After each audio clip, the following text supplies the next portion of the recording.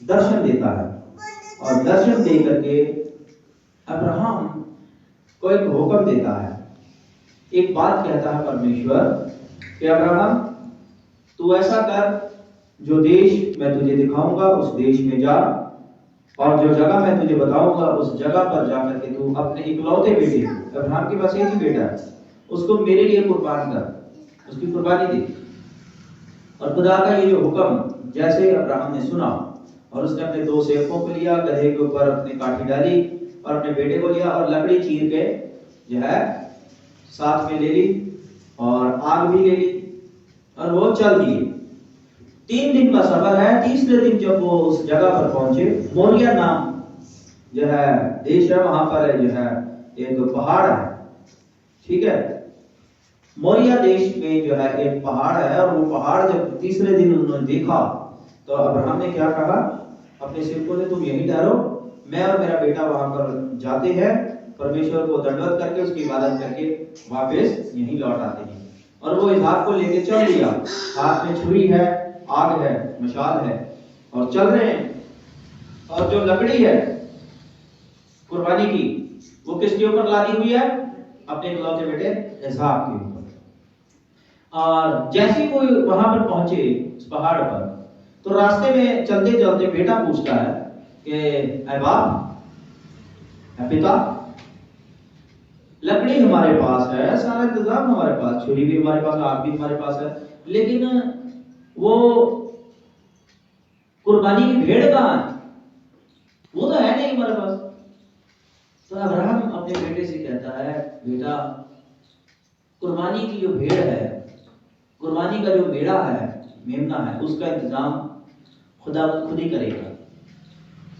हमें बस एक काम करना, जो उसने हुक्म दिया इस पहाड़ पर जाओ, कुर्बानी के लिए जाओ, उसका इंतजाम वो खुद ही करेगा। बस हम उस पहाड़ पर जा रहे हैं, हम खुदा की बात को मान रहे हैं। खुदा ने जो हमें बात कही है हमको वो बात करनी है, बाकी सारे इंतजाम जो है वो खुदा जाने कहां से होंगे, कैसे होंगे, कहां से कुर्बानी का जो है कुर्बानी की भेड़ आएगी, ये सब खुदा करेगा। बस हमारा काम है खुदा की बात को मानना और उसकी बात के अनुसार चलना। तो चलो हम पहाड़ पर चले। और बेटा भी बड़ा आज्ञाकारी है, उसने अपनी पीठ पे लदवा ली लकड़ी और चल दिया उस पहाड़ की तरफ। अब जब ये चले गए ऊपर, तो देखो जवान बच्चा है। अब ये बच्चे हैं जवान, ठीक। अब ऐसे जवान बच्चे को माता पिता कहेंगे, बेटा मेरे को तेरी ना कुर्बानी करनी है, परमेश्वर ने मुझे दर्शन में कहा कि अपने बेटे को कुर्बान कर दे, तो मुझे तेरे को कुर्बान करना होगा, ला मैं तेरे हाथ पैर बांधूं, मुझे तेरी कुर्बानी दी। बंधवाएगा ये हाथ बच्चा? ठीक है, अरे पिताजी जाओ कोई और ढूंढो, बंधवा लेगा मरने के लिए?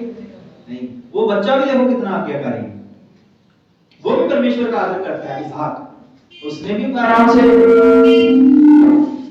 अपने हाथ बंधवा लिए, है? उसने भी हाथ बंधवा लिए। और अब्राहम ने जो है इसहाक के हाथ बांधे ताकि वो उसको वेदी पर लटा के जो है उसकी कुर्बानी दे सके। खुदा ने देखा कि बाप और बेटा कितने आज्ञाकारी हैं, जैसे जैसे मैं बोल रहा हूं वैसे वैसे करते जा रहे हैं, कोई सवाल नहीं। कितना मेरा खौफ रखते हैं अपने जीवन के अंदर, कितने आज्ञाकारी हैं। और खुदा इसी बात से खुश हुआ, खुदा ने क्या कुर्बानी रोक दी। कहता, फिर खुदा ने दूसरी बार दर्शन दिया।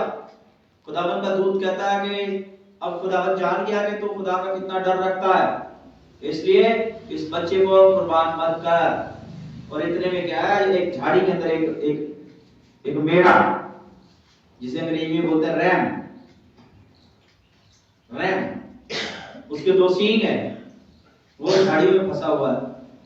खुदा ने खुद ही उपाय कर दिया कुर्बानी के मेढ़े का, है सैक्रिफिशियल रैम का जो है इंतजाम जो है परमेश्वर ने खुद ही किया, और उस बच्चे को कुर्बान नहीं होने दिया। और उन्होंने कुर्बानी दी और फिर वो वापस आए खुदा की इबादत करके। और उस जगह का नाम जो अब्राहम ने रखा यहोवा यिरे, यानी खुदावन ही उपाय करेगा। खुदावन ही उपाय करें। The Lord will provide, वही प्रोवाइड करेगा। उस जगह का नाम रखो, यहोवा ही उपाय करेगा। तो हम क्या सीखे खुदा के कलाम के हिस्से से? हम सीखते क्या? पहली चीज तो हम ये सीख रहे हैं कि जो लोग खुदा का डर रखते हैं अपने जीवन के अंदर, जो लोग खुदा की बात को मानते हैं हमेशा अपनी जिंदगी के अंदर, खुदा क्या है, अपने आने वाले जो प्लान्स हैं, अपनी योजनाएं उनके सामने खोल देता है।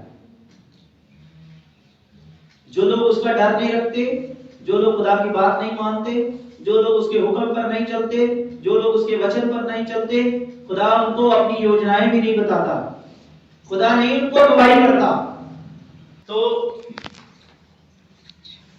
जो लोग खुदा की बात को मानते हैं अपनी जिंदगी के अंदर, उसके हुक्मों पर चलते हैं, उसकी आज्ञाओं पर चलते हैं, खुदा के जो प्लान्स होते हैं, जो उसकी योजनाएं जो उसने बना रखी भविष्य की, खुदा अपनी योजनाएं उन्हीं लोगों के ऊपर खोलता है, उन्हीं को बताता है कि वो भविष्य में क्या करने जा रहा है।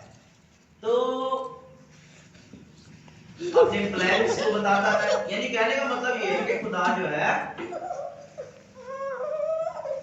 अपने आने वाली बातों की अगुवाई हमें देता है, उन्हें परमेश्वर पवित्र आत्मा के जरिए बताता है, उनको अगुवाई करता है कि खुदा क्या करने वाला है अपने कामों के बारे में, अपनी योजनाओं के बारे में। जो लोग उसका हुक्म मानते हैं, जो लोग उसके वचन पे चलते हैं, जो लोग खुदा की बात को मानते हैं, जो लोग खुदा की बात को नहीं मानते, सिर्फ कहने को विश्वासी हैं, कहने को कहते हम जो है परमेश्वर के लोग हैं, लेकिन खुदा के कलाम पे नहीं चलते हैं, चलते वो संसार के अनुसार है, जैसा संसार चल रहा है वैसे ही चलेंगे हम, ठीक है ना, दुनिया के मुताबिक चलते हैं।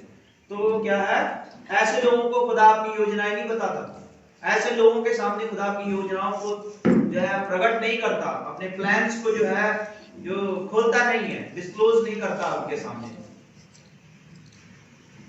तो इसलिए अगर हम चाहते हैं कि परमेश्वर हमें अपनी अगुवाई दे, उसका रूप पाक हमें अपनी अगुवाई दे, तो इसके लिए हमें उसके वचन पर चलना होगा, उसके कलाम पर चलना होगा, उसकी बातों को अपने रोजमर्रा की जिंदगी के अंदर मानना होगा। अब्राहम जो है खुदा की बात को मानता है, इसीलिए खुदा ने जो है उसको बता दिया अपने आने वाली योजना के बारे में। कैसे?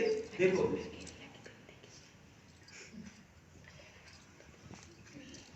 17वीं आयत के अंदर देखें, उत्पत्ति की किताब 22वां अध्याय और उसकी 17वीं आयत के अंदर, इस कारण मैं निश्चय तुझे आशीष दूंगा और निश्चय तेरे वंश को आकाश के तारागण और समुद्र के तीर की बालू के तिनकों के समान अनगिनत करूंगा, और तेरा वंश अपने शत्रुओं के नगरों का अधिकारी होगा, और पृथ्वी की सारी जातियां अपने को तेरे वंश के कारण धन्य माने, क्योंकि तूने मेरी बात मानी है। खुदा अपनी योजनाओं से बता रहा है कि मैं क्या क्या करूंगा तेरे जीवन में भी और आने वाली संपूर्ण मानव जाति के लिए मैं क्या करने जा रहा हूं, वो सब उसने उसको बताया। क्यों बताया? क्योंकि तूने मेरी बात मानी। ये लिखा है यहां, मैंने कुछ और लिखा हुआ है जी। 18वीं आयत में क्या लिखा हुआ?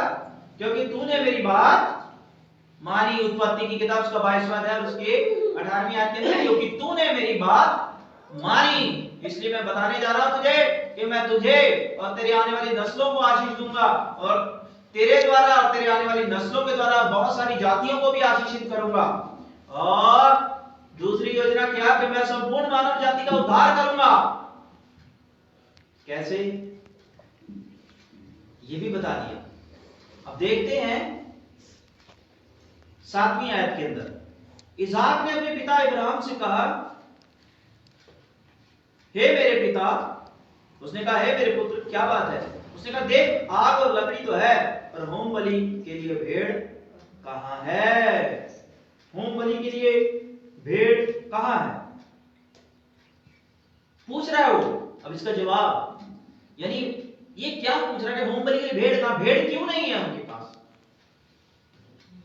खुदा ने क्यों कहा कि तू अपने इकलौते बेटे को जो है कुर्बान होने के लिए लेके जा? खुदा बता रहा है, ये उन्हें बता रहा है, सारी चीजें उसने फिर बाद में बताई खुदा ने कि मैं दुनिया के उद्धार के लिए अपना इकलौता बेटा खुदा यीशु मसीह जो है एक मेढ़े के समान वध होने के लिए इस दुनिया में भेजूंगा। ये मेरा उपाय है, ये खुदा का उपाय, ये खुदा का इंतजाम है।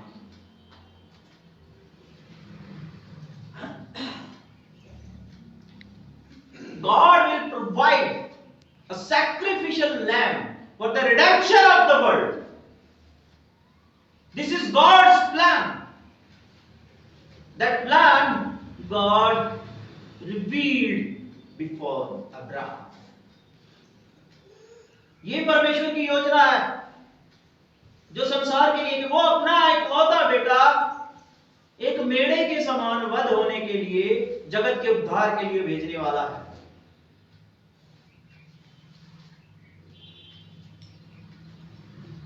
और खुदावन यीशु मसीह जब जाता है कुर्बान होने के लिए, मालूम है उसकी सलीब उसी के कांधों पर लाद दी जाती है। यीशु मसीह जो है अपनी सलीब, लकड़ी की सलीब जो है, काठ को, लकड़ी को अपने कंधों पर उठा करके जाते हैं कुर्बानी की जगह की ओर, जिसे गुलगत्ता कहा जाता है। और यहां पर वो चीज जो है, सेम वही चीज करके परमेश्वर जो है अब्राहम को बता रहा है कि देख, जैसे तेरा इकलौता बेटा वैसे मेरा इकलौता बेटा है यीशु नासरी, मैं उसको इस दुनिया के अंदर, दुनिया के उद्धार के लिए भेजने वाला हूं। और वो आएगा और जगत का उद्धारकर्ता बन के आएगा और अपनी कुर्बानी के द्वारा जगत का पापों से उद्धार कर देगा।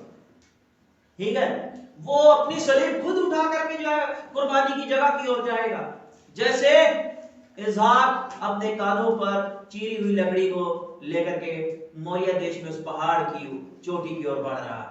यहां पर क्या लिखा हुआ है?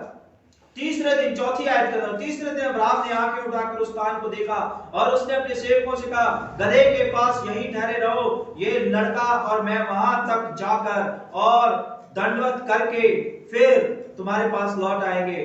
तब अब्राहम ने होमबलि की लकड़ी ले अपने पुत्र इसहाक पर लादी। लकड़ी किस पर लादी? अपने बेटे इसहाक के ऊपर। ठीक है, और दोनों उस पहाड़ की ओर चल दिए। खुदावन यीशु मसीह के ऊपर क्या है? क्या लादी थी? लकड़ी की सलीब लाद दी थी। और कुर्बानी का जो पहाड़ है, उस पहाड़ की ओर खुदावन यीशु मसीह को लेकर चल। ये योजना है कि उसका इकलौता पुत्र जो इस दुनिया में आएगा जगत के उद्धार के लिए, और वो एक सैक्रिफिशियल रैम की तरह जो है अपना सैक्रिफाइस करेगा दुनिया के रिडेम्पशन के लिए, उनके उद्धार के लिए, पापों की क्षमा के लिए। उसके लहू से पापों की क्षमा होगी, उसकी कुर्बानी से पापों की क्षमा होगी। यही योजना जो परमेश्वर की भविष्य की योजना है, वो अब्राहम के ऊपर खोल दी उसने, क्योंकि अब्राहम उसकी बात को मानता है, वो उसकी बात को मानता है, इसलिए उसने इस योजना को उसके ऊपर खोल दिया। और दूसरी योजना खुदा ने क्या कहा कि मैं तुझे भी आशीष दूंगा, तेरे वंश को आशीष दूंगा, तेरे वंश के द्वारा बहुत सारी जातियां, जगत के लोग आशीषित होंगे तेरे वंश के द्वारा, क्योंकि तेरा वंश जो है उस उद्धारकर्ता की गवाही देगा, मसीहा की गवाही देगा कि मसीहा ही उद्धार करता है। और जो लोग उनकी तेरे वंश की इस गवाही के ऊपर यकीन करेंगे, जो जातियां तेरे वंश की इस गवाही के ऊपर यकीन करेंगे कि मसीहा ही जगत का उद्धार करता है, यीशु नासरी ही जगत का उद्धार करता है, परमेश्वर का इकलौता बेटा खुदा यीशु मसीह ही जगत का उद्धार करता है, उद्धार उसी से, और खुदा यीशु मसीह के बिना उद्धार है ही नहीं, वो तमाम जातियां भी आशीष पाएंगी। This is God's plan for the world. और इस प्लान को खुदा ने रिवील किया, प्रकट किया उस व्यक्ति के ऊपर जो उसकी बात को मानता है। तो इसलिए मेरे अजीजों, अगर हम खुदा की बात को मानेंगे अपनी जिंदगी के अंदर, उसके वचन पर चलेंगे, उसकी आज्ञाओं पर चलेंगे, उसके हुक्मों को मानेंगे अपने जीवन के अंदर, तो खुदा अपनी योजनाओं को हम पर प्रकट करेगा, खुदा अपनी प्लानिंग्स को हमारे ऊपर डिस्क्लोज करेगा, खुदा हमें रूपा की अगुवाई देगा। जब तक हम उसके हुक्म पर नहीं चलते, जब तक हम उसकी बात नहीं मानते, तब तक रूह पाक की अगुवाई भी नहीं हमें मिलेगी। खुदा आप सबको बड़ी आशीष से बड़े बरकत दे। आइए दुआ करें।